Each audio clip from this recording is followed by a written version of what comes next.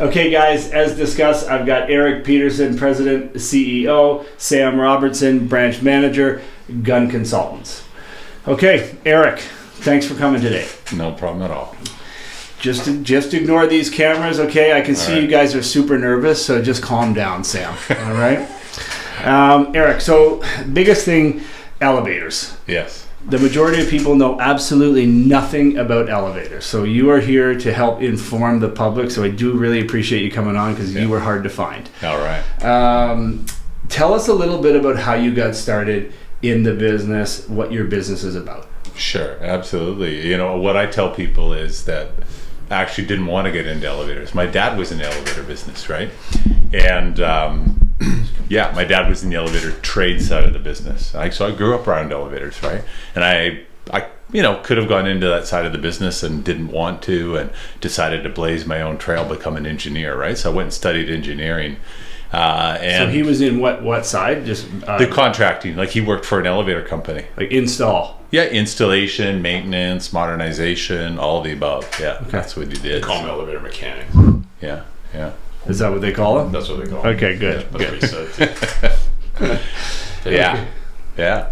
So yeah, my brother. I mean, I did have family in the trade too. My brother's in the trade, like my dad was, and my brother-in-law, his cousins, etc. But yeah, I went into mining. Actually, I went into mining consulting when I got out of school and did that for a few years. And a few years in, I was looking for something. I was kind of is mining what I want to do? And my dad said, I know this guy that is looking for a good young engineer. And I said, no, I'm not interested. I don't really want to do that. And put it off. And then he brought it up again, and I said, okay. So I went and met the guy that ran Gunn Consultants at the time, right? His name was Greg, and I went and met him, and I kind of hit it off, and I got into this, okay, it's a small business. I like small business. I was always interested in that, and the idea was I'd come in and be a partner, right? Yeah. And so we came to an agreement. I started 26, I think I was, and I doing elevator consulting, learning the business from the ground up. And I was going to ask you where the name came from. Gunn. Yeah. Well, actually, so this guy I referred to that was Greg, he was the second owner. The first owner, the founder, if you will, was John Gunn. Okay. He started the company in 1983 and then sold the company in 1996 to Greg and another partner. And in 1998, that's when I came on board. So a couple of years after they had bought the company, looking for a good young engineer. And so, I did that for 5 years. And then, I wasn't sure if I wanted to buy into the business, but he actually came to me and said, I'm interested in selling the whole business. Do you want to buy it? Right? So you were just going to be a partner, not sole owner. Not sole owner, not when I started. No, the idea was I'd be a partial owner, but yeah, I wasn't so sure I wanted to do that after some time. But then the opportunity to buy the whole business, that's a different story, and it kind of piqued my interest. So I went on a vacation with my daughter, and thought about it for a couple of weeks, and came back and said, okay, I'm ready to do it. So what do you think the biggest push was to buy, like not just buy into a business, but that business in particular? I saw the opportunity, and I liked a challenge. I wanted to challenge myself, and I don't know, my philosophy back then and the same now is I never want to miss out on an opportunity. I don't want to think I should have. I don't want to have that thought. So I saw it as an opportunity. I saw that although maybe the company was still very small at the time, I saw an opportunity to build something. So that's what was interesting to me. Yeah. And did you think, in terms of building something, where were you when you originally purchased the building compared to where are you now? Like, you saw the hidden potential in the industry, like at that point in time. How were consultants really big within the industry? No, they were. It was the infancy of elevator consulting, I would say, in Canada, at least at the time. It was, when I took over the company, it was me. That was the company. And I had an assistant. That was it. And that's all there was enough work for. And I didn't necessarily have a specific goal in mind of where I wanted it to go. I just wanted to see where it would take us, and that's really was my philosophy. And then, okay, we need to hire one employee, and then hire another employee, and you slowly start to build. I remember being a couple of years in, and I did session with a coach, right, a business coach, and she said, Eric, you're thinking too small. You need to think 10x, right? Using that 10x, you got to 10x your business. And I said, well, I don't know. I heard it, but I didn't really believe it at the time, right? Because it was still at like 2. I think there were 3 of us at the time. That was it. And lo and behold, it happened. I mean, now we are definitely 10x that. We're 35 strong, 3 cities. Yeah, that back then it was in Vancouver, right? Then eventually we moved to it expanded into Calgary, and after that expanded into Toronto, and that's where I am now.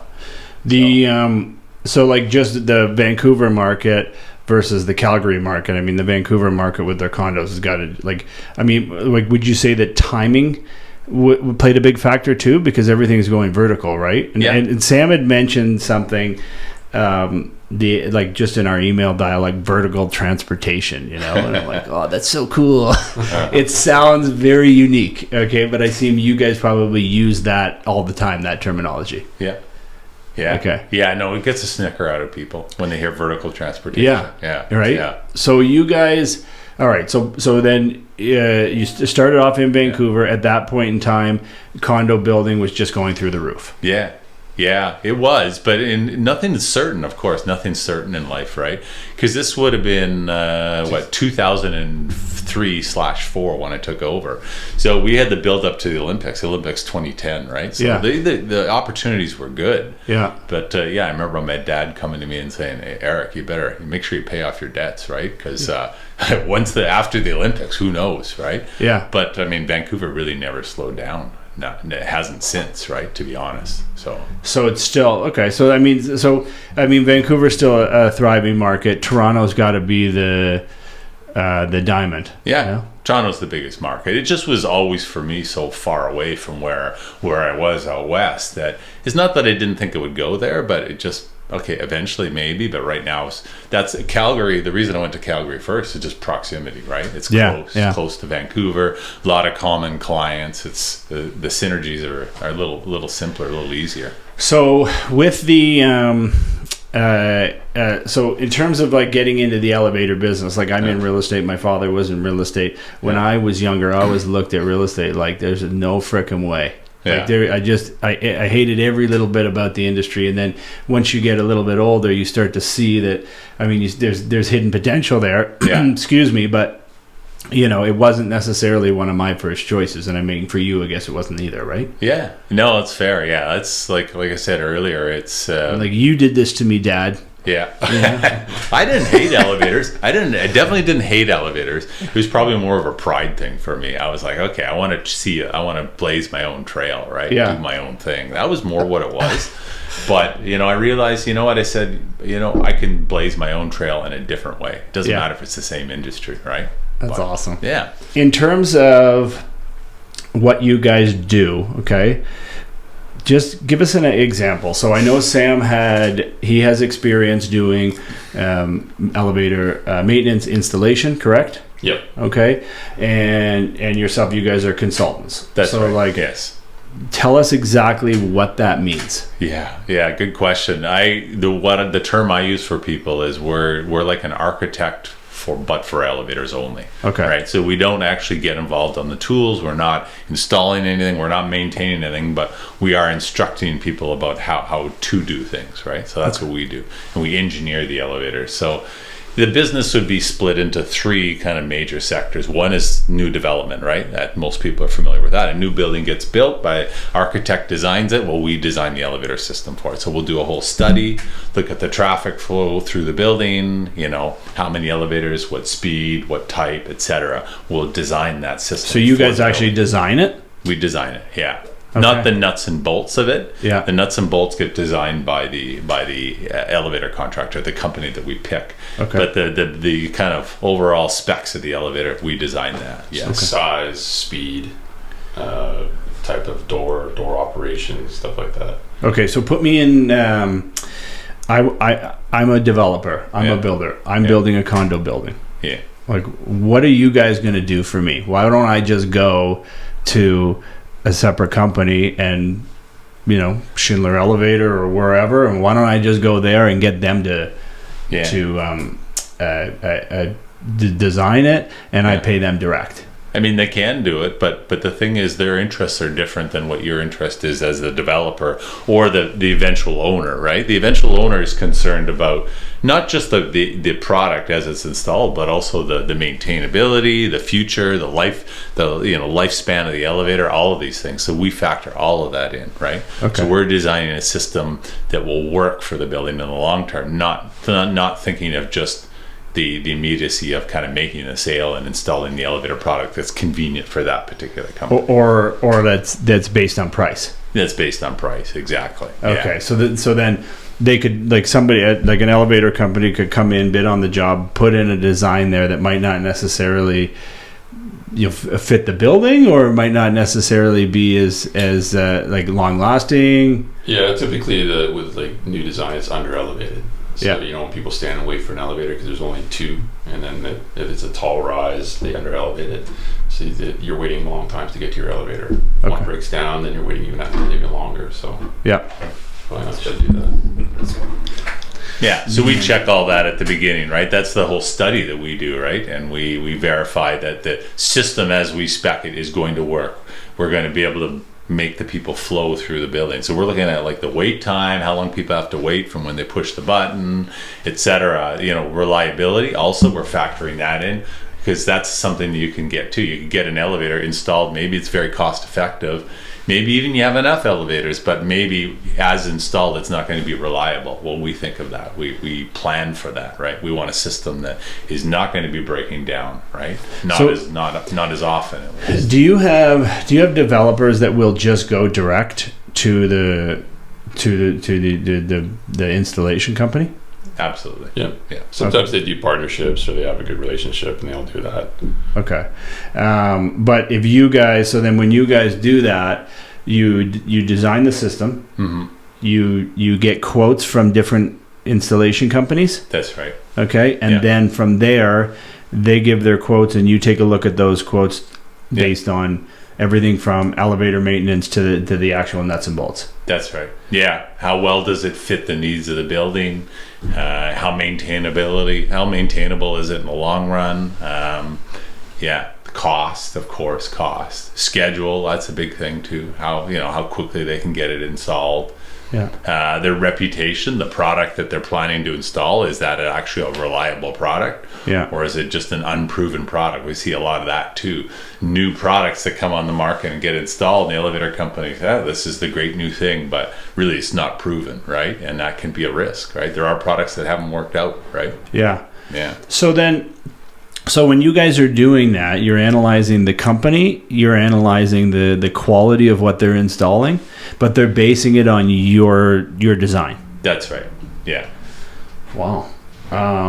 That's a lot of work. Yeah. So then, what would you say to somebody out there that says, why would I hire a consultant and pay the consultant money versus go direct? Like, can you save them money? Can you, how does that work? Like, you have, I've talked to Sam in the past about elevators. Okay. It's like, it's like, I'm like, just shut up already. Yeah. But he's talked about, an elevator company coming in and giving you a quote to a builder. Yeah. And then having one quote, and then the price point's so different that it's so hard to ignore for the builder. Well, I can get the same product for X, but then there's something that's missing within that contract. Yeah. All right. Yeah, so absolutely. for you guys to analyze that, and even up into maintenance, right? What are they going to do for maintenance? What's their time frames? So you're going through all the contracts, all the pricings. Yes. All right. And then, so basically, do you feel that you could save money just from that aspect of it, that the job is going to be a little bit more fluent? There's a couple of ways. One is the competitive bidding process, which was kind of what you're talking about. We make sure it's apples to apples, right? We're getting bids that are all equivalent, basically, more or less for the same thing. So that competitive process, by its very nature, will save you money. Yeah. And then it's also about assisting, because it's not just picking the elevator. It's also helping the architect and the other consultants who are designing the building around the elevator, helping them design for the product. because the elevator companies are not necessarily the best equipped to communicate kind of what they need to incorporate their elevator into the building. We are that communication piece, right? And they're hiring you to manage that whole process. We manage all that, and you save money in that way too, because less likelihood of things like change orders, right? Yeah. Oh, we didn't know we needed to do that. Oh, this beam, we didn't know we needed that beam. Or I find that in any construction, right? Yeah, it's like all of a sudden you're into it and you're like, oh yeah, here you go. Here's another, I don't know how much they cost, but like here's another 100,000, 200,000, 500,000. Absolutely. So you can save money just based on that. But I mean, a lot of it too is stress and quality of product, right? Mm-hmm. Like anybody can go to somebody direct and try to get the cheapest price point. But when you're dealing with elevators, I mean, I would say that it's a pivotal part of the process that the frickin' thing works. Yeah, absolutely. I mean, you can. I mean, like to the uninitiated, you could look at like 5 elevators that, by all appearances, are the same thing, right? But they're not. There would be 2 or 3 of them that are above the others in terms of they're proven products. They work well. They run well. They don't have noise issues. Yeah. So how do you determine the difference between, like, do you have top tiers of companies that you hire, like A, B, C, and D? Like if a builder comes to you and says, like, what's your average elevator cost? It depends. If you're talking like a 3 or 4 story elevator, we're talking about, say, $200,000 for that kind of elevator. Yeah. If you're in the 6 to 8 stories, then you might be like 300, 350, somewhere in there. Okay. And at 12, 15 story building is going to be in the $500,000 range. And then you talk about a high rise elevator in a 50 story building, they're running around $1 million per elevator. Jeez. That gives you the range. So I would have thought it'd be more money. Yeah. Like I maybe I should get into this business. Okay, so when you're doing that though, do you have specific like for instance in Vancouver, how many installation companies are there? A lot. There's probably a dozen at least. So how do you have a competitive bidding process, right? That's right. It's a blind bidding process. Yeah. Right. Well, I mean, what do you mean by blind bidding process? You go, like, somebody gives their bid of 500,000. The next one gives their bid of 550. The next one gives their bid of 600. Yeah. Oh, I see. You're not saying to this guy, hey, listen, these guys came in. No price shopping. Absolutely no price shopping. No, that's not. We don't roll that way, so to speak. Yeah. So then the money is saved based on the work that's like the management of the work and the quality of the product. Once again. That's right. Yeah. Okay. Yeah. But you're not going back and forth and trying to chip somebody down. Like there's always negotiation, but I think what you have to be careful of in negotiation is if you give an opportunity to bidder A, you have to give the opportunity to the other. So if you're going to negotiate with him on price, and you run into that in real estate, I'm sure, right? Yeah. You have to be equitable and fair, right? Has to be. Yes, it's a closed process. Not everybody's going to know what the bid is coming in on a place, but you have to be fair and yeah. And we do. Yeah, we always like you do have to do that. You know, like so like we give the same courtesy that we would to everybody else. Yeah, right? Exactly. Because then your reputation in the industry would suffer if it doesn't, right? Yeah. Like I'm not dealing with those gun guys. Yeah, exactly. And look, I mean, I'm not going to name names, but yeah, there have been companies in the past in our kind of role who do that. They do the backroom deals, and it's not as much anymore. It was a little bit more like that in the past, but yeah, it's that catches up with you. Yeah, people learn that fast. Okay, so then so just go back to like let's say there's 12 elevator installation companies. So like, how do you gauge those companies? I think, I'll circle back to a question you asked earlier. We were kind of about like the grade A, grade B, how do we grade the companies? Because we get the question, right, all the time, like what's the question? Who's the best elevator company, right? Who would you use? Or even just bluntly, who's the best elevator company? And what I always say is there's no such thing as a best elevator company. There's the best elevator company for that particular job. So it depends on what type of elevator you're talking about, like what type of building, how fast, how many floors, that kind of thing, and what product line it is. It depends what region you're in. what is a good company in Vancouver may not be a good company, even though it's the same company in Toronto, right? Yeah. So it depends. There are regional discrepancies, right? So you have to factor all that in. You also have companies that might be very strong on the installation side and not strong on the maintenance side, and so you have to factor that in. Okay, what are you looking for? What's your primary motivation, right? So does the maintenance? So you could have an installation by one company and a maintenance by another. You can. Yeah, there are some limitations, though. Of course, like there are the whole proprietary control system thing, right? Yeah. So I mean, there are, as a rule across the board, you can have proprietary control systems maintained by others. Most of them are. You can buy parts. You can maintain an elevator by company B installed by company A. That is a thing. You can do that. But you guys don't jump into the maintenance side. We don't do the maintenance. We guide it. We got it, yeah. No different than what we do with the construction side. We do it for maintenance, and we do it for modernizations as well. So we take an old elevator and rebuild it. So where does your job? So if you're doing a new build, where does your job, like, where it starts, with the design, and it finishes when that elevator is complete in proper working condition. After that, you guys get paid and say, here you go, here's your maintenance company, and that's it. No, we can go right to the end of the whole lifespan of that elevator. We start with the design, we work on the install, we inspect it when it's installed. Yeah. Then we offer maintenance services so that we make sure that the elevator is maintained over its lifespan. Because at certain points there has to be service where components do wear out, so you have to get it repaired. So we assist in all that, and then at the end of it, after most elevators last on average between 20 to 25 years, longer for the better. Then you get into modernization, so that's when you come in and you do a major overhaul of all the systems. Well, and it's interesting too, because like I see the benefit in that, because if you had the whole the contract or control, I guess, over the whole span or the whole lifespan of that machine, you'd have all the information on it. Yeah. Right. So you would intimately know that machine. Correct. Right.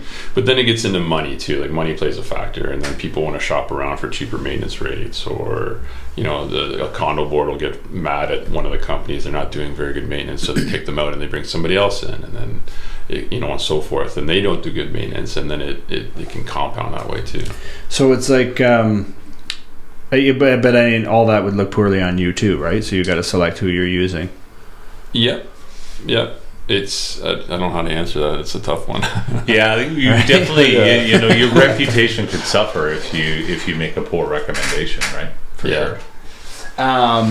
So I guess the question for you, so like I just thought it was interesting when you, like so you have specialties, right? Like, so if somebody's looking for an elevator, an industrial elevator, or something along that aspect of it, you there's going to be a separate company that has a specialty with that elevator and that job. Well, that's what we offer too. Someone comes to us and say they want a specialty elevator. Well, we know who to talk to. We know all the companies, we know all the players, we deal with them all. So then we can say, well, you got a company A is the one you should go with. Company B wouldn't offer that service. So then we could put a spec package together and go to company A and get you a price. Okay. And the thing too you got to remember is we encompass everything. Like, everything has to interject with the elevator too. So how do you guys get paid? No. Cash preferably. Yeah. Check, credit card. Yeah. Right. Debit. Is it a set fee? Is it a percentage of the job? Not percentage. No, it's a lot of people think that. Oh, it's a percentage of construction costs. If the price goes up, you get paid more. It doesn't work that way. Yeah. So it's in your benefit to increase the price. Right? Yeah. No. It's we fixed fee basically. Fixed fee, yeah. We look at a job. We're given a set of drawings to look at. This is a new construction, example. But yeah, we look at the job, assess kind of how much work would be involved in taking it from there all the way through construction. Yeah. And then we give a fixed fee. Say, here's our fee. We'll take you all the way through. Okay, and that's it. Yeah. Okay. So then for you guys, you have like one set employee that manages that job, or like would Sam take one job and you take another job, or how would that play out? It's a little bit of both, right? Yeah. I mean, you have to have the key point of contact, right? That key representative, the person the client knows to call, right? Yeah. But if that's all you have, you're limited because you can only deliver so much, right? So you have to have a team behind them. So there's a team of people working with whoever that project manager is for that particular job. Yeah. You know, we have a coordinator, we have an engineer, we have admin staff that all support that. So, like, how are you guys looked within the industry? So, like, if an elevator installation company would say, well, yeah, we can do everything you can do as well. Or do you have those companies saying, hey, I've got Gunn Consultants on this one. This one's going to be a little bit easier. A little bit of both, to be honest. We've got a good reputation in the industry. Like, because to me, if I'm installing elevators and I'm going to charge you what I'm going to charge you, the builder, has to absorb your fee. I would say this is great because now I'm talking to somebody that knows what they're talking about. So when I have an issue or we got to put that beam in that you spoke about earlier, it makes sense to me as opposed to the builder that they're going to just automatically think, I knew it. He's going to try to bring this price point up. Yeah. You're always wondering if it's legitimate, what they're bringing up, right? Yeah. So we can kind of dispel some of that distrust and resolve things quickly because we know, right? We're bilingual, I like to say. We speak elevatorese and we speak English, right? Yeah. Both. So, a lot of the information you'll hear from elevator companies is kind of like gobbledygook. Yeah. Right? Like, I don't know what they're saying. It's all this terminology, right? And it's like we can kind of cut through that and go, okay, this is what he means, right? This is what he's trying to say, right? Oh, see, that's interesting. Okay, cool. We've got clients that just call, like, I got this weird email. I don't know what it means. Can you interpret it for me? Yeah. And we just take a few minutes and just say, this is what he's asking you for. This is what this means. This is what it costs. Are you liable for that cost? And that's what we discuss. And I think too, like most of your sales, right? It's just like, even in my business in real estate, like sometimes just being a nice guy, being informative and giving people the proper advice. I have people call me and they're not even clients of mine, right? So I mean that word gets around as well, but it's the whole attitude of you guys in the whole business, right? Yeah. Yeah. My standard line to people is, hey, I'm not, the cash register doesn't start running when you call me, right? Yes. No, just call me. If I can help you out, I will. Yeah. And if it involves something more significant and I need to charge you for it, I will tell you that. But if I can help you out and point you in the right direction, I'll do that. Yeah. Why not? And I think that's good business, right? Yeah. Like even most sales, it's like it's reciprocity. Like you're doing something for somebody else, and they're like, "Hey, remember that guy? What was his name again?" Yeah, I like that guy. And they just totally they're like Patrick Peterson. They totally botched the name. Gotcha. Okay, that's interesting. So, can you guys give me something where? Maybe you have a story, maybe you don't have a story, okay, about a situation that you guys came into and the builder's like, I don't know what's going on, something's happening. Like, do you guys take these projects halfway mark and you're like, a builder's like, holy shit, I'm in over my head, the costs are going up, we don't know what we're doing. Have you ever done that and saved somebody a whole bunch of money in that respect, or looked at a contract and said, hey, this guy's $150,000 less, right? He's $150 more, but in the long run, you're going to save money with the more expensive product. We do that a lot, I would say, like especially in the modernization side of the business. Construction's pretty not cut and dry, but we know the market, we know the pricing, and they're very competitive in that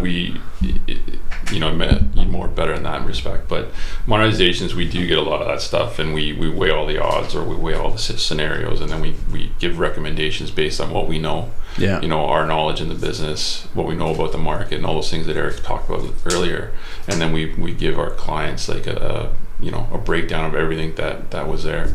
Yeah. So, I mean, I can think of a new construction example, right? I remember Crossroads. Yeah, Crossroads is called Broadway and Cambie, right, in Vancouver.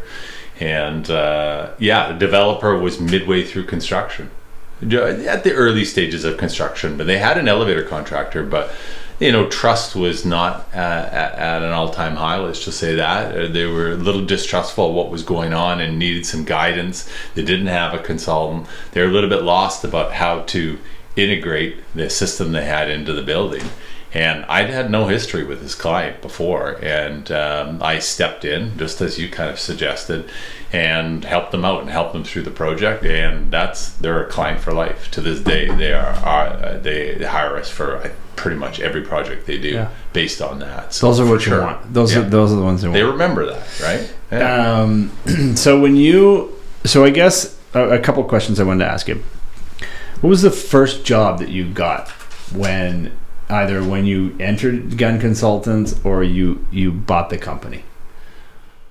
Oh, well, I remember my first day on the job. Yeah, it was it was a site tour with BC Housing. They were doing a maintenance tender. Like, cause that's one of the things that we would do is we would put together the specifications for the maintenance of the equipment and walk all the contractors through all of the elevators, make sure they see what they're going to be walking into, and get a fixed price from them to maintain the elevator. So that was day one for me, walking through with all these contractors. Never met these guys before, and never really been around elevators much. None of my adult life, anyways. And so that was day one. First job when I took over the business. I don't know. There was a lot going on. I think there was so much going on. My brain was full at that point. Yeah. Well, was your business like fist pump? You're like, yeah, we got it. Yeah, like what's the most memorable? I think CF memorable. CF was a good one. Yeah, Cadillac Fairview. Yeah, for sure. Yeah. There's a few that stick out for me. That's one and more recent. Yeah, there's always those strategic jobs that you want to get. Like I'm. But even getting in backwards order here, but Cadillac Fairview is a recent one, right? Yeah. But I remember, like, you talk about fist bumps, like, or fist, yeah. Fuck yeah. It was with the Vancouver Coastal Health, and it was a big modernization project across multiple facilities, and we went in with a different approach where we were going to be the prime consultant, and we had all of the kind of sub-consultants working on the project working for us, and we were successful. And I remember being out for a walk on a Friday night, and I look at my phone and I get the email, I get the award letter, and it's exactly that. Yeah. Yes. Yeah. I remember that. And like those projects too, you want to be able to like some of those projects, you're going to think like, I'm really glad we're a part of this project. Yeah. You know what I mean? Like you talk about the Olympics, but like, like there's got to be some of those like landmark projects that you're like, we did that. Yeah, right? Yeah, for sure. I mean, back to the early days, I remember just when I took over the company, Vancouver Convention Center, which is big, a hallmark project, right on the water. It's there everybody knows it in Vancouver and elsewhere as well, right? But I remember that was like that. It was a big part of it. Was very helpful to the business in the early days, having that kind of hallmark project, right? And it puts you on the map too, right? Yeah. Like you get the Cadillac Fairview, and now all of a sudden you're in the rotation with anybody that they're using. Yeah, exactly. Right? Yeah. And the relationship in Vancouver could easily equal a relationship in Toronto, right? Yeah, precisely. Okay. Yeah. So that's interesting. Yeah. Okay. So your company, okay, let's get back to the company itself. Tell me more about, like, I guess the culture and then your plans for the future. Yeah, culture. Okay, but be serious though. Yeah. Like, I don't want fluff. I want something like where do you see your company? Like, what do you see your company as right now? Like a whole group of rock star individuals, or what do you got? You got Sam here, and he's been in the industry for years and years, and I know he's really respected in the industry. So you're recruiting him, and I know him personally, and I just know his moral fiber, so I'm just kind of curious what you're looking for with your company.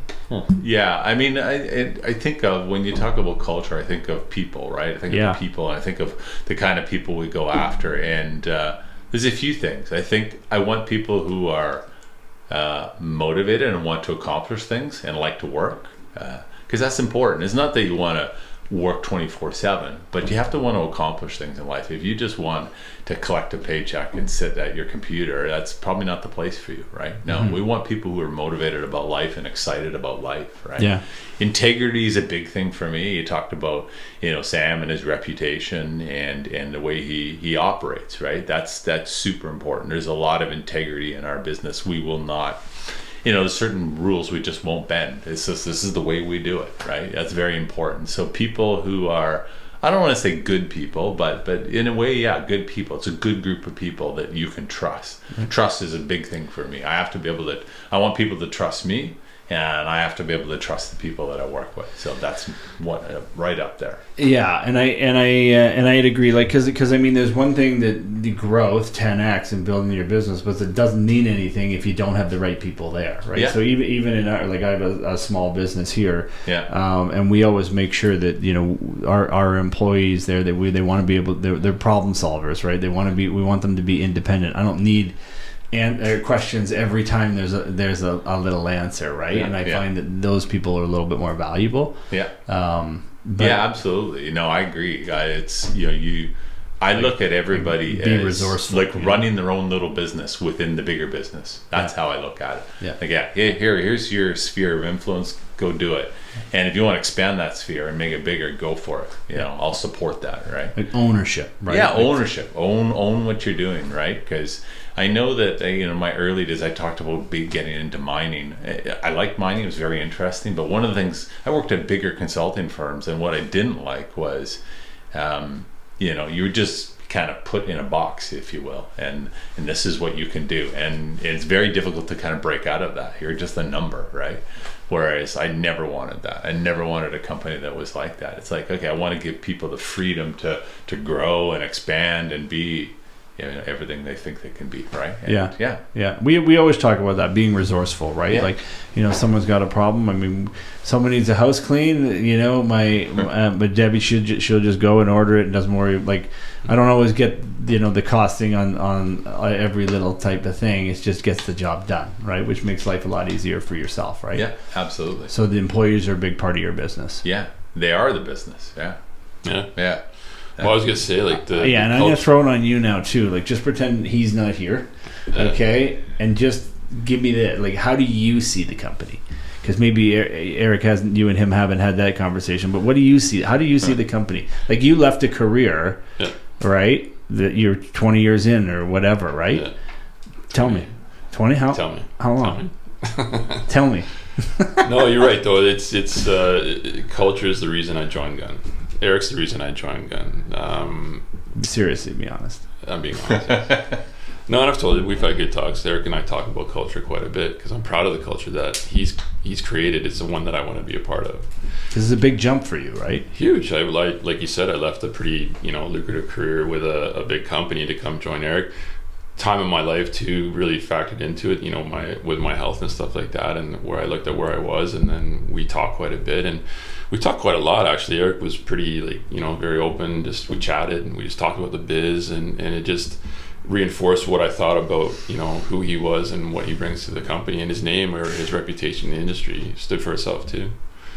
So yeah, I think our culture is something that I constantly talk about it when we're in meetings and stuff like that, and promote our culture, because it's a good one of openness. It's a good about fairness. It's good about just working hard and being good people.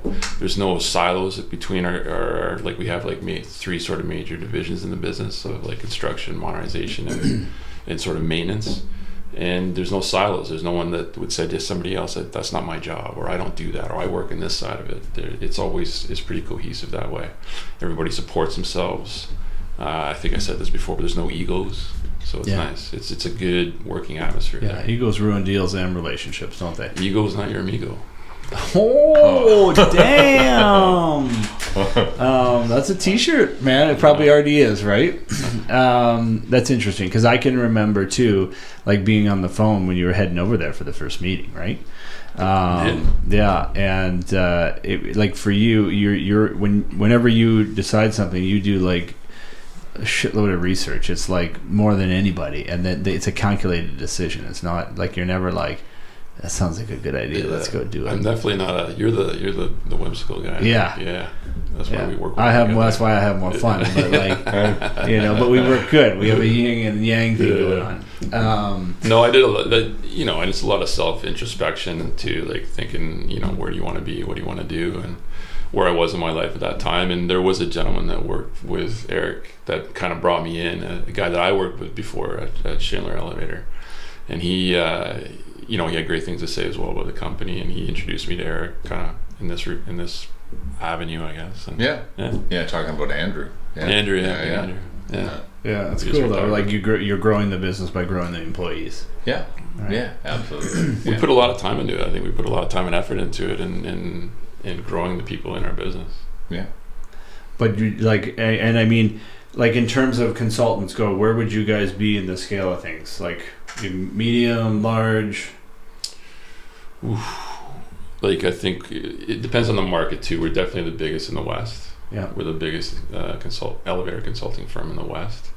Toronto, we're about how many years in now? 3 years. 3 years, but it's growing good. Like it's just steady, and that's our reputation coming across. You think so? Oh, yeah. For sure.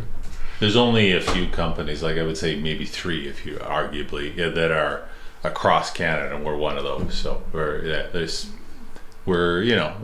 on the larger side for sure for consulting companies, and we're also part of an affiliation of companies, the VDA family of companies. VDA is based in the United States, and we're part of that. What is family. that?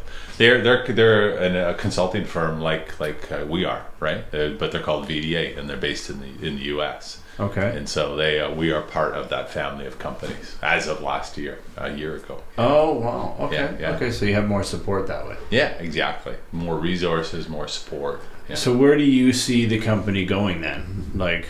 Yeah. I mean, there's 2 things, right? There's the Gunn Consultants itself, right? And then there's kind of the family of companies as a whole. I'll speak to Gunn first, but yeah.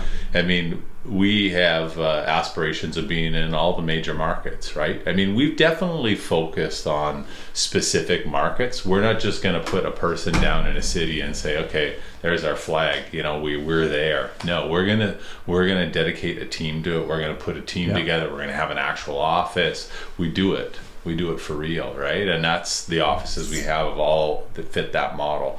So yeah, we want to be in Ottawa, we want to be in Montreal, we want to be in Edmonton. Those are 3 just off the top of my head that we would like to be in, that we aren't currently. Okay. Yeah. But it's a Canada base. You like North America? Yeah. Would you jump into the U.S. or no? Because we've got VDA down in the United States, so there are affiliate company down in the United States. So yeah, we want to grow there. That affiliation. And how big of are they? They're big. Yeah, 600 plus employees as a group. Yeah. So that in itself gives you a little more legitimacy when you're breaking into markets. Yeah, absolutely. Right? You have more of a backing. Yeah. No, absolutely. Yeah, and it just. You can share ideas and share resources. I just came back from a trip to London. One of the affiliated companies is based in London, England, and I just came back from meetings there and just sharing strategies, thoughts. How do they do it there? How do they do it down in the U.S.? How do we do it in Canada? And we all help each other out. Yeah. It's pretty cool when you can do that, and there's no fear of anybody taking your business or anything like that, right? Yeah. Because like traditional business, people tend to be more combative, and I find most industries now you're more collaborative, right? Yeah. Especially if that industry isn't necessarily within your wheelhouse. Yeah, absolutely. No, you're right about if we're talking to one of our competitors in Canada, we're cordial, but there's always a bit of guardedness, right? Yeah. But we can be give them your secrets. Yeah, exactly. But we can be free when we're talking to our affiliated companies. There's no concern there. Yeah. We're all part of one family, so we all help each other out. So it's great. It's nice to have that,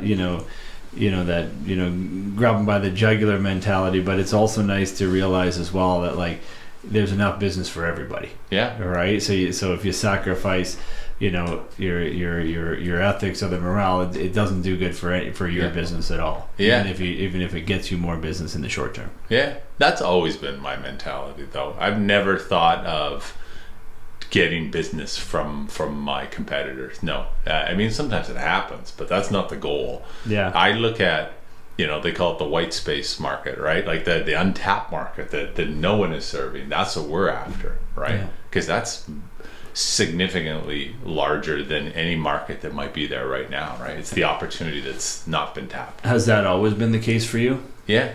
Yeah, from day one. Young, piss and vinegar, hard as a rock, and you're like, I want every single piece of business. When I was younger in our industry, I was like, oh man, I want that, and I'm like, how did they get that? And then eventually it slows down, and then you just run your business, you play your game, and then you do realize that there is enough for everybody, or like there's new condos coming up every single day, all the time, right? And sometimes you'll get a lot of business from stuff that you don't necessarily do, but who your competitors piss off. Yeah, absolutely. Yeah, I mean, there's no need to try to get business from other people. I don't think that's the way to do it. There's lots of work out there for everybody, right? You just have to find it. Do you guys see a different vibe, and I know you will, between the West Coast and Ontario? Like, Sam and I talk about the mentality of like workers, and like in Ontario you find guys that are like begging to work on Saturdays and Sundays, and then in the West Coast they're like, why don't we have a 4-day work week? Do you see there's parallels for sure, but do you see a little difference in, I guess in like employees, in the consulting business? What about the job itself? Or the business itself? Like, is it business as usual and maybe the employees are a little bit different, or? In our business, I don't see it at all. Yeah. No. In our consulting firms or consulting offices, but I did see it when I was working on the tools or when I was a supervisor too. I definitely saw a difference between the West Coast and the thing. I used to see a difference between Vancouver and Vancouver Island, the mentality between the guys, the field guys, anyways. Yeah. But in our current business, no, I don't see it at all. Not at all. I see differences, but not in that way. Yeah. What I see is more of a competitive environment in the East, in Toronto, for sure. Yeah. It's bigger. It's a bigger market, and there's more competition. Yeah. So it's a little more dog eat dog, right? And not that it's cushy out West. It's not, but there isn't the same level of aggressive competitiveness, I would say.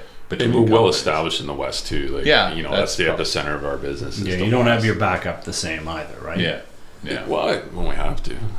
You always got to protect your turf, but don't put me in a corner. Talk about egos, right?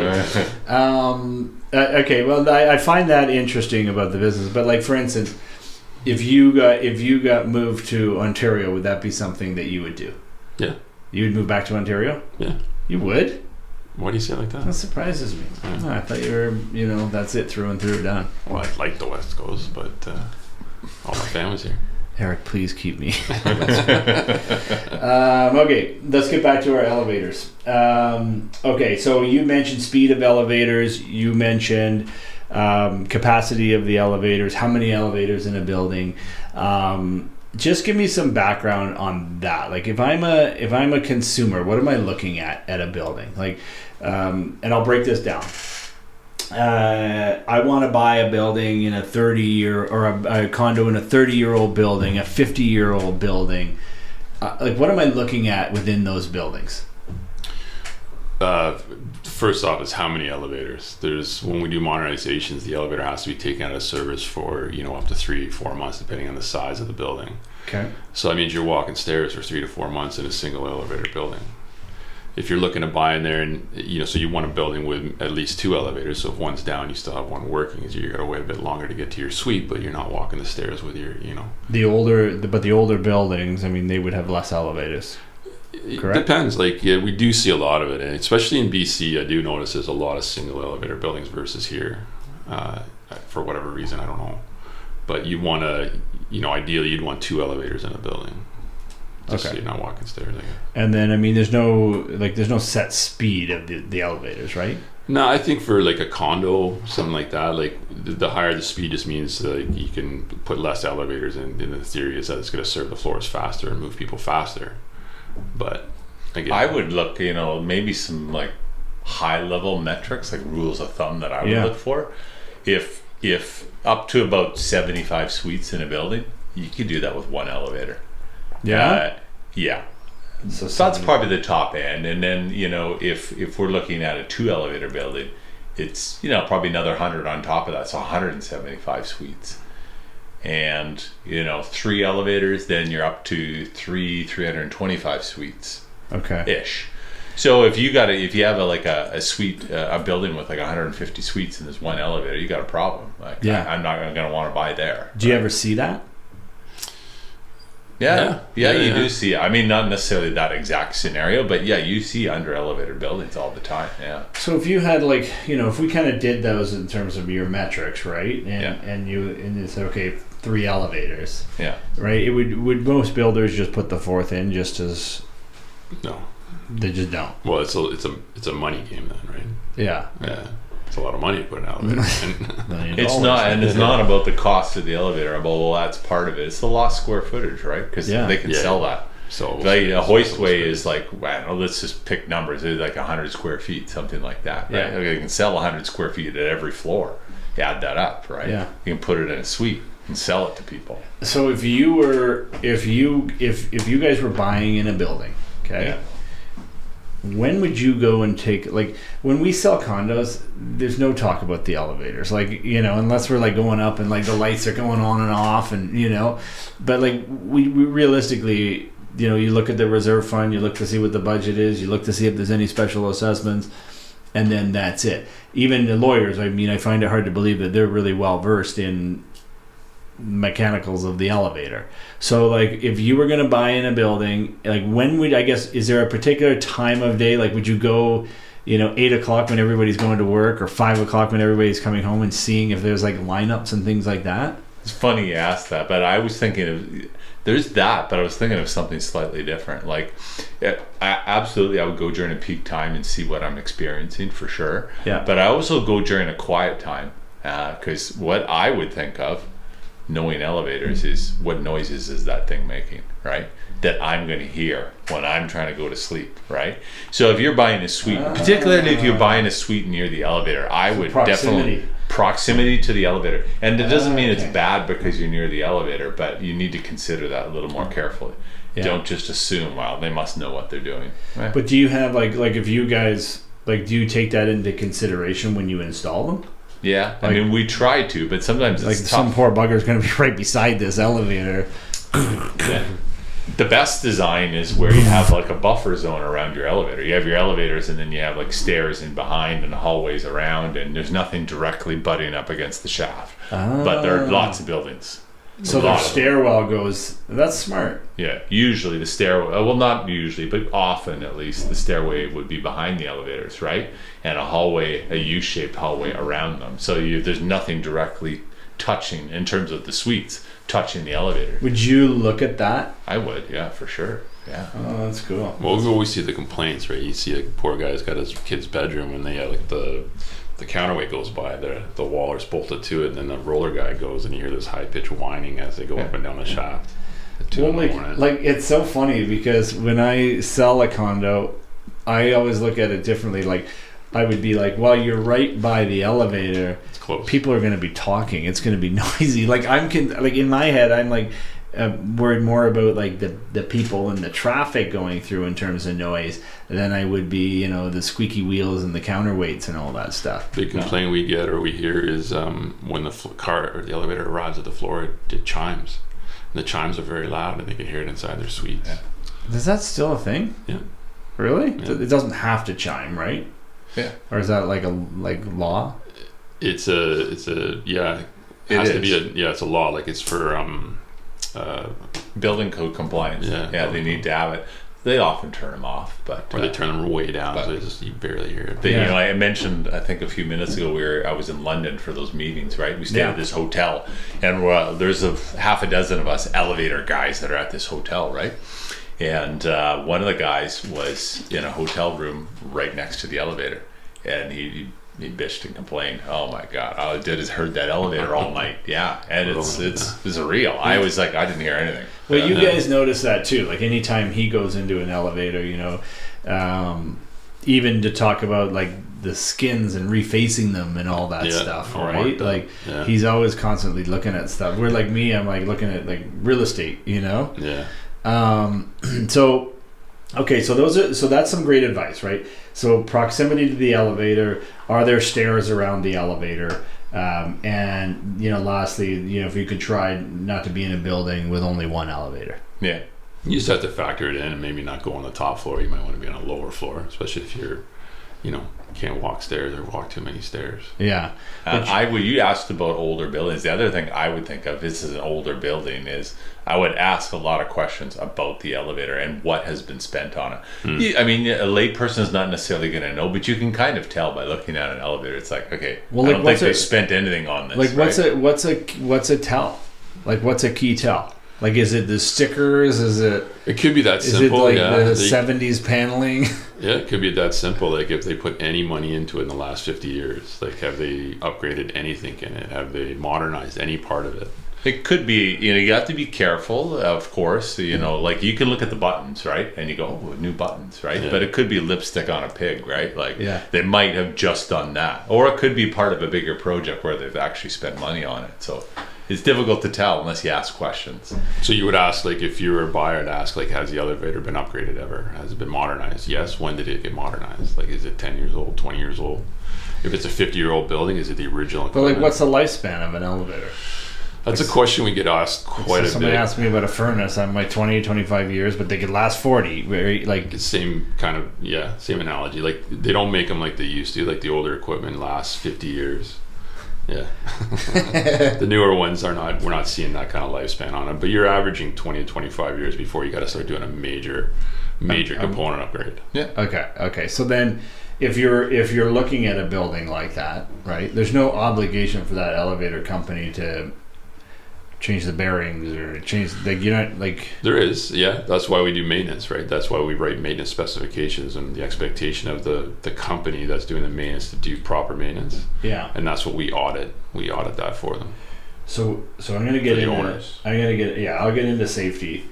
That's a good one. So, but like, if I guess if I'm looking at a condo building, and I like, the condo building is 30 years old, okay. It's not very old. Like, to me, that doesn't seem like it's very old. It might, like, if I look at the reserve fund, would I be able, or I look at the condo docs, right? Or you guys call them strata. Strata, yeah. Would I be able to tell if there's any maintenance done on that elevator, or would I just assume that the maintenance is done based on? You'll know that you paid for maintenance. That's about all you'll know by looking at the condo docs. But you won't know. Yeah. You won't know. No. So what we offer services, we do a condition assessment. That's the best thing. So I would look on the condo or the strata fee documents and ask, was there ever an elevator assessment done? Was there a condition assessment ever done on it? Or, are they thinking about getting one? Yeah. Ask for that, right? Ask then you for can see historical reports. Yeah. So in that report, we'll talk about, is the maintenance being done? Is it correct? Does it have anything upcoming that needs to be done? And would they have that? They'd have all that. If they've done that. If they have a condition assessment by a consultant, it would. How often would you do one of those? I would say, like, for a good condo board or a good strata, they should do it at least every 2 years. Yeah? Easily. If not more, depending if they trust their maintenance provider. If there's a good telltale sign too, is it breaking down a lot? Is it shutting down? Is it trapping people? Is it consistently broken down? Then you want to start asking questions. Yeah. They're going to know too. The strata's going to know, because the elevator company is going to be sending them bills for repairs or suggesting upgrades. Yeah. As well. So there will be history on it, but it's the things that you want to see. So for like the condo board or the strata board, I'm looking at a similar stuff, but if you're on the board for a condo corp, what do you guys like? What would you look at? Like, what would you like? I mean, obviously, you have everything. You have railings, you have balconies, you have exterior, you got your elevator. I see the elevator is going to be a high ticket item if it has to be maintained or fixed. But like, what would you recommend that those people do on that board? So if someone's out there watching and they're a member of the board, what would you tell them? Would you tell them the same thing? Elevator assessment every 2 years? For sure. Yeah. Because how many actually do that? Quite a few. A lot of them do. Like, that's a big thing for the modernization business that we do. We get a lot of referrals through doing condition assessments, where a condo, they're upset with the provider. Or you guys do the assessments. Very much, yeah. And we know the business, we know the players, we know the pricing.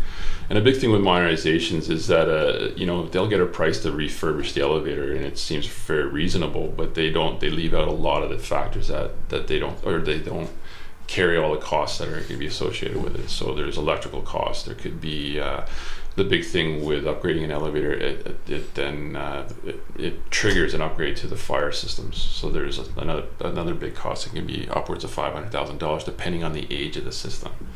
So we assess all that and give one price, and that's the actual price that would be for upgrading your elevator. But the elevator is not like it's not like a car where I'm like, your fan belt's getting worn out. You're going to want to replace that. It's that simple too. Yeah. Right? Yeah. But they have to do that, right? It depends on the maintenance contract that they sign. That's another avenue that we help with too, is that a lot of condo boards don't know what to do with their maintenance. We write a specification that kind of highlights all the things that should be taken care of, and then we go to the proponents or to the contractors and get a price for that, and based on what our spec says. And the maintenance is it's a contract that's 3 years, 5 years, 10 years. It could be anything, but typically it's 5 years. Most companies want to do a 5 year, but they do 3 years. They do month to month too. Okay, so then, but if I'm doing like if I have a contract for a five years and there's an issue with the elevator, those companies do like they're on call, right? Like if it's 12 o'clock at night and someone's locked in the elevator, those are the people they call, or they call the fire department? They call the elevator company first. If there's someone trapped in the elevator, they'll come right away. It has to be by law. They have to come and get that person out. So tell me about that. If someone gets trapped in an elevator? Yeah. There's a mode of communication that they have to be able to call out. The company or you guys? The elevator calls out to the company, to a monitoring company, or to the elevator company directly. And then they say, I'm trapped in the elevator, come get me. Then they give an ETA or how long they can be to get there. If it's not too long, or if there's a medical emergency or something bad, then you would call 911 and get a fire department in there to get them out. Okay. All right. That's very extreme. Like, so I hope nobody just starts calling 911 once they want to get out. Call Gunn Consultants. So okay. So tell me that then. So if like the actual company that installed it, that's who they would call, or they would call. It's who has the maintenance contract with the elevator. Okay, maintenance. Okay.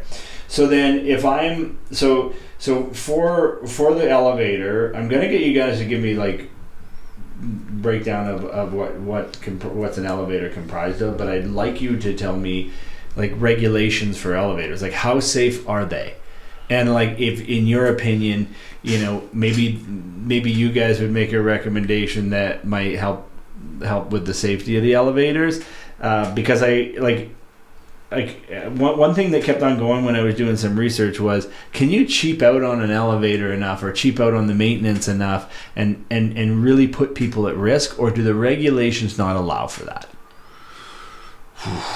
I would say for the most part, the regulations preclude that kind of thing. They are prescriptive. They say these are the minimum requirements that you must meet in order to keep people safe. So yeah, that exists in every province. But minimum requirements, right? Like just by definition, doesn't sound too appealing. Yeah, I would differentiate between the notion of being safe and having a well-functioning, reliable system. That's the risk you're more at, is that it doesn't function well and it's not reliable. I would say, of course, there's always a safety risk with anything. The safety risk on elevators, relatively speaking, is low. They are safe. What's any numbers on like how many riders per elevator death? No, I don't have that data available, but it's few and far between. It almost never happens, right? Okay. Yeah. Mainly things with elevators are trips and falls. That's the big one. Yeah? Yeah. If an elevator's at a level and people don't see it, they trip on it. There's a tripping hazard. Okay. Escalators, they tend to trip sometimes on those if they stop too suddenly or... Okay. Yeah. So you in your opinion, you think that the regulations that are put in place right now are, sufficient enough? There's no other recommendations that you guys would make that you think might be beneficial? Not for safety. I don't know. There's nothing like the code that everyone has to work to is quite sufficient and quite evolved. Like there's nothing to worry about and nothing to panic about. And the safety systems, the proof's in the pudding. Like you asked, like how many deaths there a year. Like I couldn't tell you the last time I heard about someone riding an elevator down. Do they do that? Do they fall? Like do they snap like the movies? No, nothing like the movies. And you can't climb up an elevator shaft or just pry the doors open. Yeah, right. You can't do that. Can you sit on can you get on the top? No. No? There's yeah. Okay.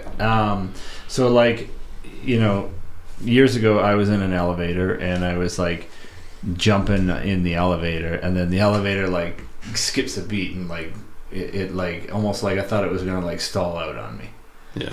Yeah, that's the thing. I mean, you can actually put an elevator on its safeties, as they would call it, by jumping in the elevator. It will do that. The safeties is a safety device on the bottom of the elevator Like cap a brake? that clamps onto the rails, like an emergency brake.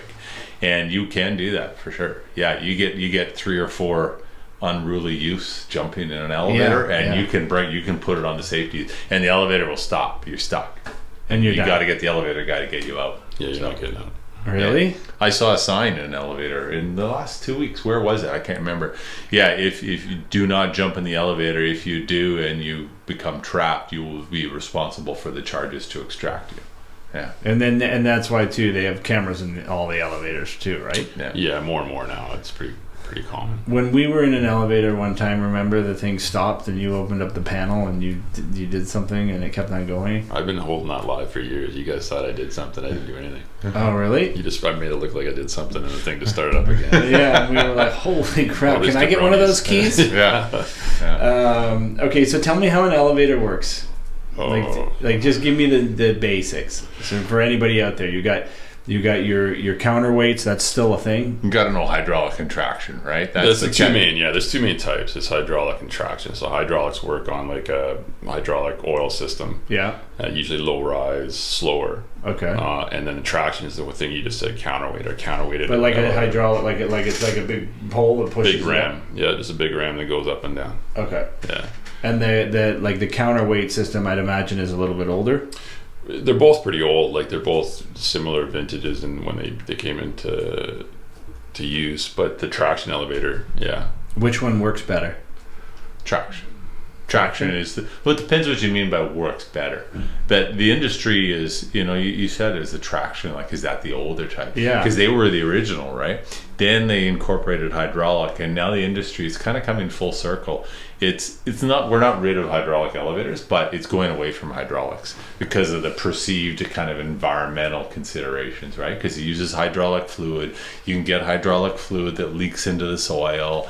Yeah. They're not efficient because you're having a hydraulic ram push the entire weight of the elevator, so you need bigger motors. On a counterweighted elevator, there's a set of cables, counterweight at one end, car at the other, and they go up and down in opposite direction. So how does that monitor? Is that at the top? Like who puts the brakes on that counterweight? Well, there's a motor up there with a pulley, and the cables go over it, and the brake for the elevator is up in that machine or that overhead room. In a typical layout, at least, that's where it exists, is up in that overhead room. Yeah. And the elevator system kind of knows, okay, I'm at the floor, and now I want to apply the brake. And the brake on an elevator is not, don't think of it like brakes on your car. It's not. It brakes on your car. What do? They slow down your car. Yeah. Right? No, the brake on an elevator does not slow down your elevator. The motor slows down the elevator. It naturally slows itself down. And the brake only comes on when it's at the floor. It's like a safety device to hold it in place. That's all it is. So I always look at like the counterweight as like, like Swiss Family Robinson. You get in the basket, you drop the weight, and then it pulls you up, right? Yeah. But like how then what's the idea behind it of going down? And I mean, in layman's terms, it might be a stupid question, but no, it's the traction part, right? Then the drive shiv or the drive wheel, and the ropes go over that wheel. That's the traction. But why do they have a drives. weight? Why wouldn't they just have a motor at the top that's pulling it up and down? Then you'd be like a hydraulic elevator. So imagine that, okay, that motor that's at the top, okay, it has to, if it's counterweighted, what you're lifting is the weight differential because they're going in opposite directions. Yeah. So if my elevator cab empty weighs, I'll just pick a number. Let's say it's 4,000 pounds and my counterweight weighs 5,000 pounds. What am I lifting when I move the elevator? I'm lifting 1,000 pounds, right? Yeah. And if I have 1,000 pounds of people in my elevator, now they're perfectly balanced, and I'm actually not really lifting anything. It's a direct kind of it's a weight balance, right? So it helps the motor. It helps the motor. Yeah. The counterweight is there to help the motor. Otherwise, you're having to lift the entire weight. Okay. The motors would have to be bigger. So do you guys I guess, okay, that makes sense. Do you guys ever see where someone will have an older building and they'll add an elevator in? Like I see it on the out. Like normally they'll add it on the outside or something, right? Yeah, they do that. Like we did some big contracts adding them to schools up in northern BC, and we just kind of design and build a whole shaft on the other side of the elevator or the other side of the building. Yeah. We've had buildings where they cut out stairwells, they cut out all the concrete or all the steel stairs, and we put the elevators in the shaft.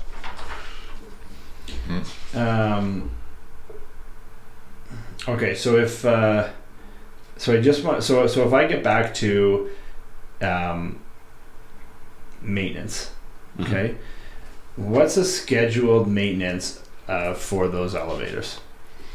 Like every single month, every single week? By code, it's every month, but on the manufacturer's design, they can go quarterly. Okay. Depending on the manufacturer, who they are, the maintenance intervals that they design. But like kind of the rule of thumb has always been there has to be monthly maintenance. And if I'm like what constitutes a great maintenance company for an elevator company? Like what would I be looking for? Like if I'm a builder, right? What am I gonna like? Who am I gonna hire for that company or for that elevator? For maintenance, like if you had a building, you built the elevators, and you want to hire somebody, I think you'd hire Gunn Consultants to come in and tell you what to do. I look at it. That's true. It's a good point. We should do that. Yeah. But I would look at it like you're framing it as though it's what company do I pick, which is part of it. Well, that's only part of it, though. I guess it would be both, but like you know, is it the like? I mean, there's obviously different degrees of companies, right? But like, is it the one that responds quickly? Is it the one that really gonna say, "Hey, Ty, you really should redo your brakes, or you really should do this. You got a little bit of life left in them, but." I struggle with it because it's a question we get asked a lot. And then I'd want to know the market. I want to know what type of equipment you have, what type of elevator it is, what the control system is. And then from that, I would say so-and-so is better at that, or they've got a better reputation with this, or so-and-so's good at that. Okay. They all should respond within a certain period of time based on the contract that you sign. Like most, you want to have a minimum hour response time if there's a trapped passenger. Yeah. Well, on a Sunday night at 2 a.m, it's not going to be an hour, right? Because most of the guys live way out of town. It's going to be 2-3 hours to get you there. You kind of have to accept that, but they're all doing that. So it's a tough question to ask. Like if someone just walks up and says, "Well, who's the best, or what should I get?" I'd tell you what constitutes a company, not necessarily by name, but how do I know they're doing a good job? What do they do when they're doing a good job? It's all about, it's simple. It's preventative maintenance. It's the ones that do the preventative maintenance up front and do the work so that your elevator doesn't break down. Okay, maybe it does break down some, but it doesn't break down as much as if you didn't do the preventative maintenance. So that's the differentiator right there. Okay. I mean, response time when the elevator breaks down, that's important for sure, right? But it's not like the preventative maintenance is obviously that's numero uno. Nothing. Okay. That's the best. So again, I'd go back and I'd want to see the callback records. So they call it a callback is when the elevator breaks down and they call the company in. Then I'd want to read the callback records. Why is it breaking down? I'd look at the parts that are breaking down. That's preventative maintenance. Why aren't they doing that? That's a lot of questions there. You guys must get a lot of calls just regarding that stuff, right? All the time. Who do I hire for maintenance? And you tell them. Exactly what I kind of spouted off to you is exactly what I would say to a client that called me today. And I said, well, what kind of equipment is it? Do you know? Most people don't know what it is. And then the best thing for them to do is to call us to come in and look at it. The best thing I can do for you is come and do a condition assessment, have a look at it, and then I can tell you whatever you need to know. So in terms of your business, where's the majority of focus on your business? New builds, or is it? It's evenly split, to be honest. Yeah. Those three departments that Sam spoke of, where we have new construction and modernization, and then kind of inspections and maintenance. It's almost a perfect 1/3, 1/3, 1/3. So we're equally split, all parts of the business. That's the best way, I think, to be in the business, because you see when you're designing something for a new install and you have all that experience on the maintenance side, you know what works and what doesn't work, and so you factor that in when you recommend an install, right? You go, okay, that's an elevator we do want, because I know I've seen it. I've seen the end result on the maintenance side. So. Yeah. So other than consultants, where's the real money in elevators? Is it the maintenance side or is it the installation side, or the modernization side? The maintenance side, right? Yeah, years ago you would sell a job at cost on construction, and then you would make it back in maintenance. Really? Yeah. So if you built a good product, right? If you built a good elevator that ran well and didn't break down, you're making the money in the maintenance. Well, what you're in the business, so if you look at it from a perspective of margins, right? What are typical margins, say, on new construction, modernization, and then maintenance, like the profit margins that the companies are making? Yeah, like we were high-fiving if we got 8% on construction. On mods, same thing, because they're highly, a lot of problems would come up and it would cost you a lot of money. And then on maintenance service, you'd be looking at between 40 and 50%. Wow. So there you go.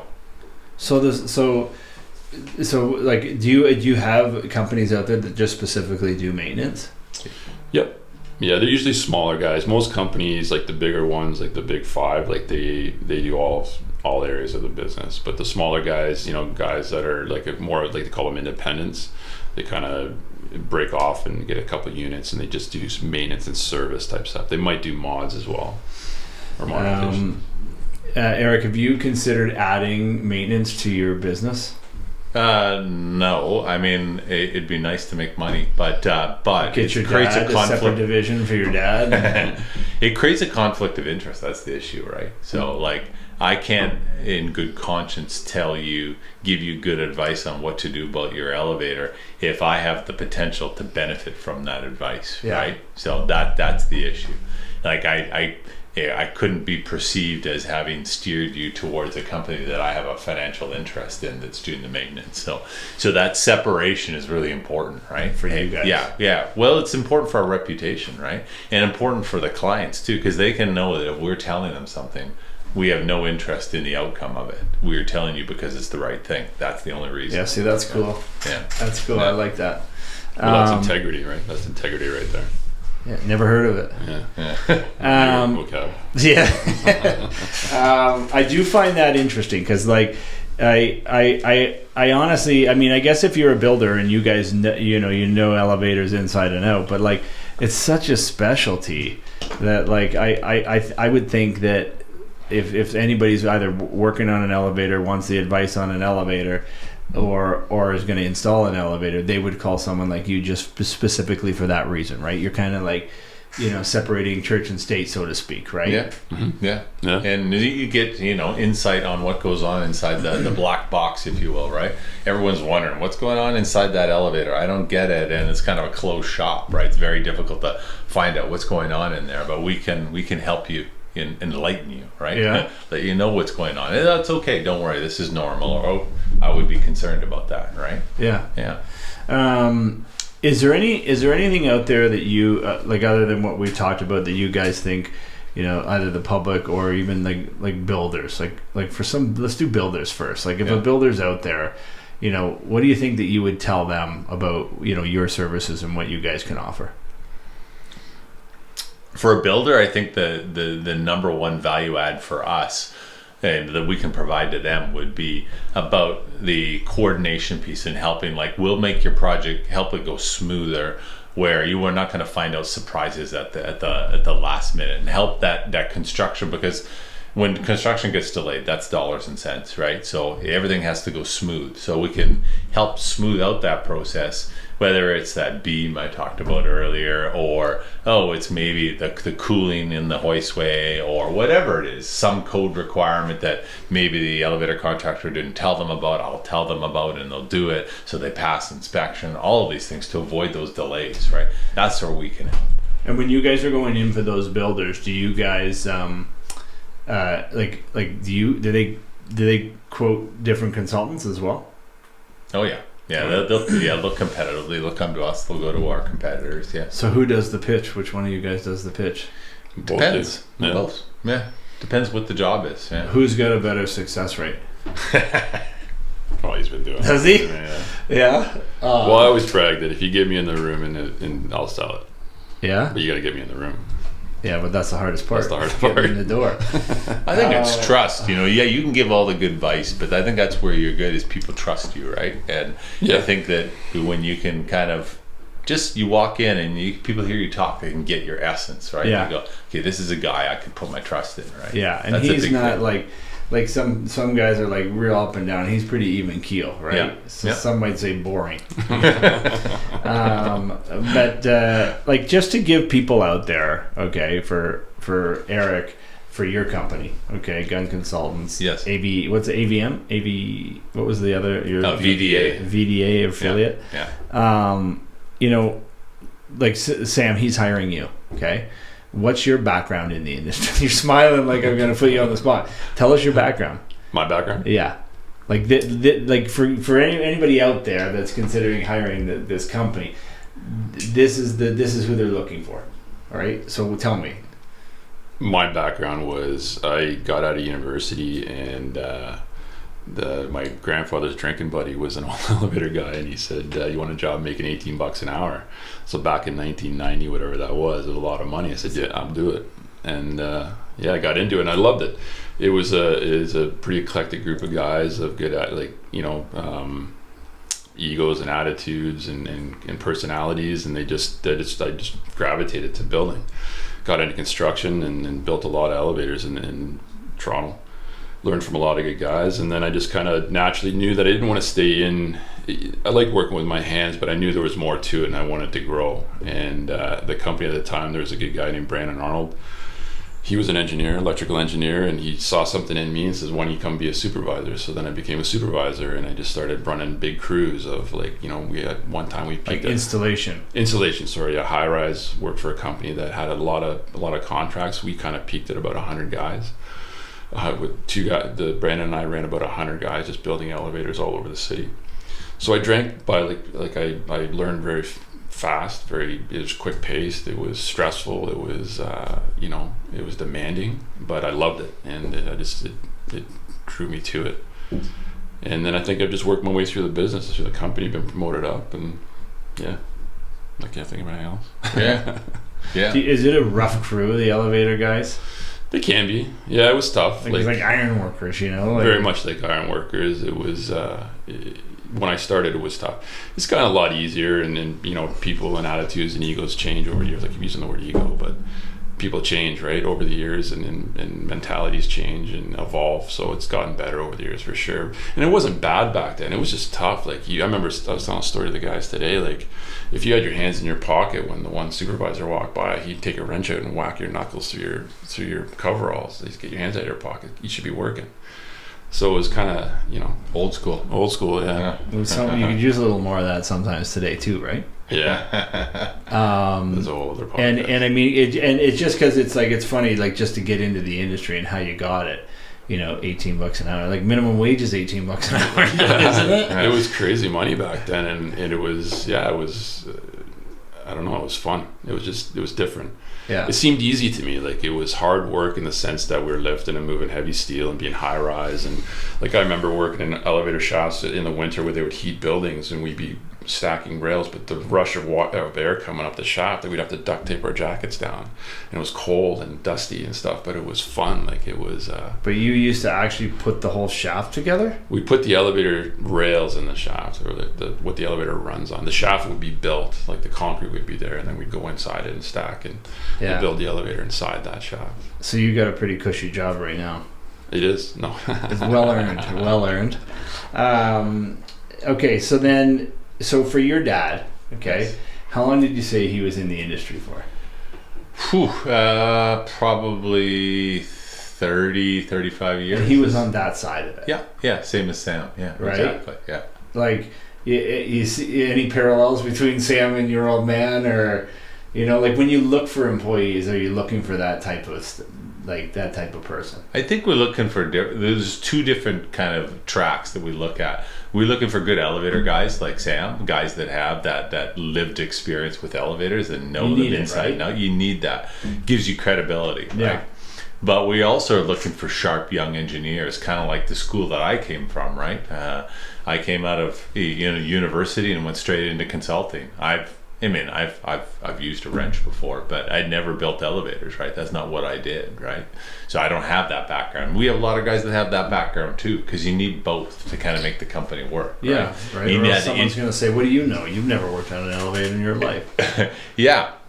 Or, you know, you know how to build elevators, but do you really know how to engineer them and design them? Well, okay, yeah, we do. So you have to have that strength on both sides of the business, for sure. You think the industry's changed a lot since your dad first started? Yes. Right? Yes, Like, is that everything your dad, so your dad's retired? Yes. Yeah. And like, is that was his sole career? No, my dad was a bit of a Renaissance man. He tried a few different things, but the majority of his career was in elevators. What do you think brought him there? What do you think? Money. Yeah. Same as Sam. Yeah. Same. Now my dad, $18 an hour. My I dad, bet you when your dad was younger, or like, I wonder what the wage he was getting. It wasn't very much. He told me the story recently, and I forget what he said. But my dad worked at a TV station. Doing stuff like this, audio, visual, working the cameras. He loved it. He does not that he didn't like it. He wanted, and he would, sometimes he'd get on the other side of the camera even for different things, and he enjoyed it. He had lots of fun. But he realized he had a young family. I was born at the time. My older sister was born, and I got kids here. Just two? Yeah, well, there's four of us now, but at the time I think it was just the two of us. And he got an offer to get into elevators, and he went and asked for a raise, got a raise, and like the boss said, "Look, if I give you another raise, you're going to earn more than me, okay? Like, I can't give you any more money." He said, "Sorry, I have to go," and he went and worked in elevators. So that was what brought him over, to be quite blunt. And did he just do the installation his whole life? No, my dad did everything. Yeah, he did similar to Sam in that he did installation, he did maintenance, he did modernization, he did supervision, and the management side of the business. Yeah. He did all of that. So. And do you think if your dad, your dad's not your partner, right? No. Do you think that he, I guess, did they have consultants when he was younger? They had just started. I mean, we are, we incorporated in 1983, right? So it's a while ago, but this is when my dad was kind of in the elevator business, right? And we were the first on the West Coast, the first elevator consulting firm. So, but was he a consultant as well? No, he never was. No, never was a consultant. He did some work for us after retirement. No, he doesn't hate them. But he probably maybe hated them when he worked at the elevator company. That's possible. Yeah. But no, after retirement, he did a little bit of work for us, a little bit of side work. But he's happy. He didn't want to do elevator work his whole life. He's happy retired. Yeah. Do you think he likes the fact that you're still in the industry? I think so. I think he's proud of that, and he sees that legacy, and he saw the company grow over the years. So for sure, I think he likes it. Yeah. Good. Your brother's in the trade. Yeah, my brother is too. Yeah, his younger brother's in the trade. And what's he do? Does maintenance. He does. Yeah. Does he have a maintenance company? No. There's a conflict of interest we're talking about. No. He works for one of the big companies. Yeah. Oh, that's interesting. Do you think he'd ever come work with you? I doubt it. No, I don't think so. He's happy doing what he's doing. He likes working with his hands. That's what he likes doing. Yeah. But I guess your dad's got to be pretty proud of both of you guys that way, right? So you're like, you've kind of surpassed where he was in the elevator business. Would you say? Yeah, I think so. Yeah, I mean, I don't know about, and our careers are different, right? But definitely, the company has grown beyond probably what either of us would have thought it would be, right? So for sure, yeah. He sees that. He sees the company build across Canada. Yeah. You have any memories of your dad, working on elevators or anything like that when you were younger? Yeah, I remember going to, for some reason this one story sticks out to me, right? But I was a young kid and my dad got, someone was stuck in the elevator and my dad was on call, right? They call it. And it was after hours, right? And he had to go release someone from an elevator and fix the elevator. And my dad had to take us. I don't know why, but we ended up at this hotel in my hometown. And we were like, oh, what do we do? My dad stuck us in the kitchen, and the guys gave us ice cream. We were sitting there licking our ice cream cones, and that sticks in my head, that memory. I was like, this is all right, you know? Yeah. You think your dad was like Superman? He was running the scene and rescuing the damsels? Yeah. Well, that's dedication, though, too, man. Like, it's funny because, and the only reason I asked too is because when you're in the industry, a similar industry as your parents, right? Like for me with my dad, sometimes I feel like all I do is ever talk to him about real estate. Right? Yeah. That's the only thing we really have in common, right? Yeah. and so it's but like some kids will like, you know, hey, I don't want nothing to, like I've got a brother too, and he's he's a steel worker, right? Yeah, Sam fired him like 4 times, right? Yeah.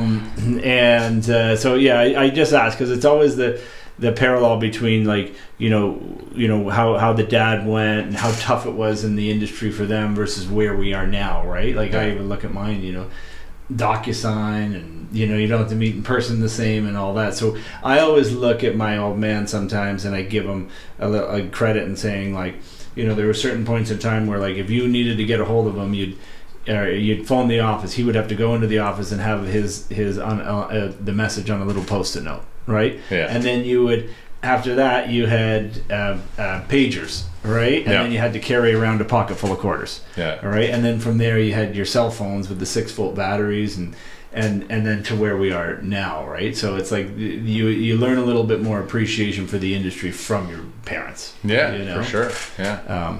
Things change. Yeah. Things morph. Yeah. Yeah, that's interesting. Yeah. This guy that worked for Andrew who worked for Gunn, he retired recently. He's 70. Yeah. He retired with us, and he tells a story of seeing Eric with his dad, Len. And he remembers Eric kind of and his brother kicking around the back shop when Len came in to pick parts or something like that up. And he remembers that. He remembers Eric kicking around. Never thought he'd be in the industry. Like how many years later? And he's like, "Who's this little pussy?" You know. Okay, good. Well, listen. Let's end on.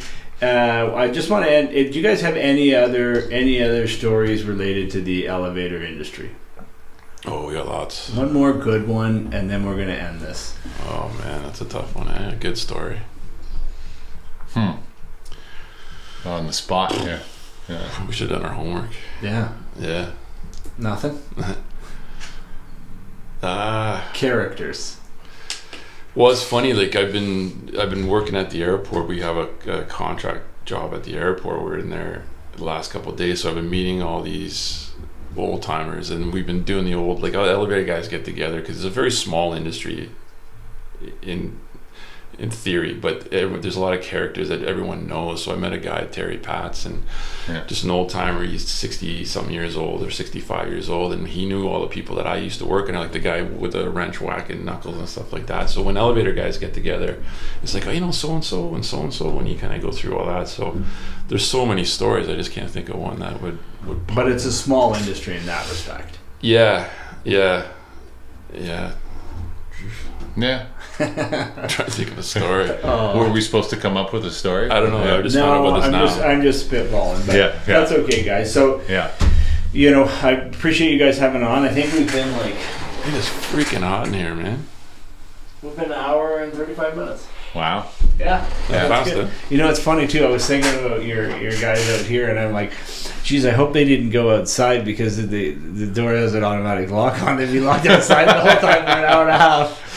Well, guys, you did send them to the park, didn't you? I did, yeah. It's dark every time. Yeah, it'll be dark out. Yeah. All right, guys, listen. It was a pleasure. Okay, for sure. Thank you for coming. I know you guys came all the way from Vancouver for this podcast, and I appreciate that. For us, it's always nice that someone gets another perspective on jobs, etc. Because there are a lot of like, you know, young kids out there that'll watch this stuff and just finding like different careers when you never really knew you had one, right? Yeah. Like where Sam is too. So a lot of people don't know about elevators. They would never think of it, right? But it's a good career. No, for sure. It's very niche, and it's a really, you know, solid kind of career to choose. I think it's good. What I liked about it too, like, you know, the tools, you do everything from like ironworker work, you do electrical, you do plumbing, you did everything. Like it was kind of your jack of all trades. You learned all the different, like, you'll never get bored. That's what I say. Even about our side, the consulting side, I say you're not going to get bored. It's always something. Nice. I'm gonna end on that because that's gonna be a good soundbite.